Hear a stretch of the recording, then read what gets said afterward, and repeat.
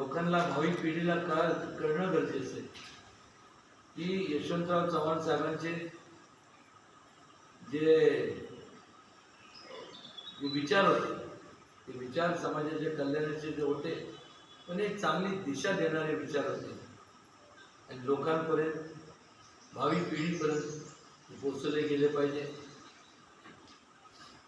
या आम्ही सर्वांनी विचार करून आणि व्यक्तीच्या हा माझा स्वतःचा विचार तर आहेच पण अनेकांना जेव्हा मी अनेकांना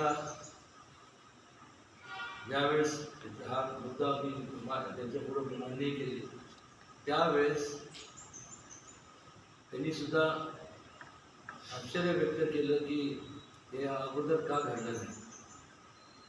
एक इंग्लिशमध्ये म्हण आहे, out of site out of mind, आणि ते लागू होतं काँग्रेस पक्षाला.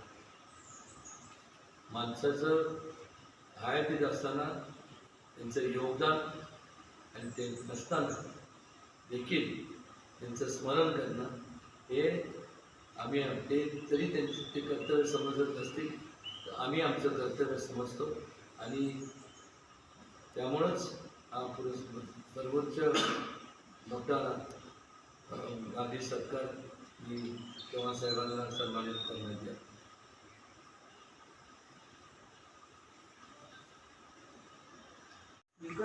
तुम्हाला पुन्हा टार्गेट करायचं मला टार्गेट जे कोण उमेदवार आहेत मला यशवंत विचाराचा काही संबंध नाही. मला टार्गेट कोणाला करायचं नाही.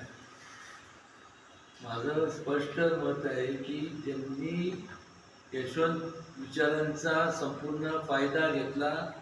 त्यांनी आजपर्यंत ही मागणी का केली नाही, काँग्रेस पक्षाने का त्यांना सर्वात मोठा नागरी पुरस्कारांनी का सन्मानित केलं नाही.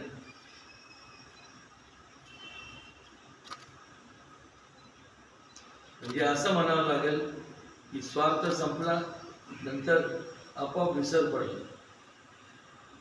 यशवंतराव चव्हाण यांची मानसपुत्र थोडक्यात शरद पवारांना मानलं जातं. त्यांचे विचार घेऊन शरद पवार पुढे चालतात असं त्यांनी बऱ्याच वेळा सांगितलं. तुमचा थेट रोग शरद पवारांवर आहे का की नाही? माझा कोणावरती रोष नाही किंवा रोष नाहीये.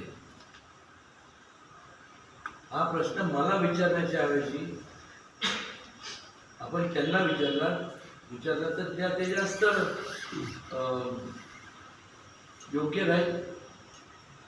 कारण की मानसपुत्र यशवंत विचार मग असं का विचारायला नाही की त्यांच्या पश्चात त्यांना सगळ्यात मोठा सन्मान त्यांचा देशातला संपूर्ण भारतरत्न पुरस्कार देऊन त्यांना सन्मानित करण्यात यावं.